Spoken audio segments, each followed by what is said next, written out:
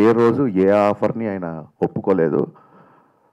మీకందరూ బయట చెప్తుంటారు గదా! ఇండస్ట్రీ అంటేనే డబ్బుమయం. డబ్బు దగ్గర ఎవరైనా పెద్ద రెమ్యునరేషన్ ఆఫర్ చేస్తే ఎవరైనా సరే ఏదైనా ఒప్పేసుకుంటారు అన్న టైప్‌లో మాట్లాడుతుంటారు అందరూ. డబ్బుతో కొనలేని వ్యక్తి ఎవరైనా ఉన్నారు ఇండస్ట్రీలో అంటే అది నారాయణమూర్తి గారు మాత్రమే.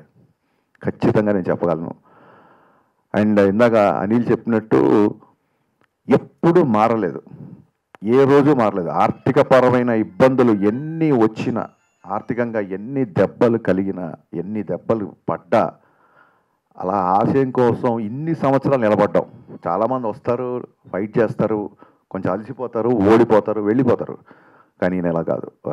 ఆర్థికపరమైన దెబ్బలు తగులుతున్నప్పటికీ కూడా అలాగే ఆశయం పట్టుకొని నిలబడి ఈ రోజుకి ఒక సమస్య ద్వారా ఇది నాకు తెలిసి మీరు తీస్తున్న అన్ని సినిమాలు ఇది కొంచెం యూత్ సినిమా ఇది యువతని చేసిన సినిమాలు ఎక్కువగా రైతు సమస్యల మీద నిమ్న వర్గాల మీద ఎదుర్కొంటున్న ఇబ్బందుల మీద సినిమాలు తీసి ఆయన ఫస్ట్ టైం ఒక యూత్ సబ్జెక్ట్తో ముందుకు వస్తున్నకు అర్థమైంది. బట్ అందులో కూడా చూస్తే అందులో కూడా ఒక సమస్య, ఒక పేపర్ లీక్ అనే సమస్య వలన నిజంగా ఎంత నష్టం జరిగింది, ఎన్ని నష్టాలు జరుగుతున్నాయి, ఎంతమంది స్టూడెంట్ల జీవితాలు పాడైపోతున్నాయి.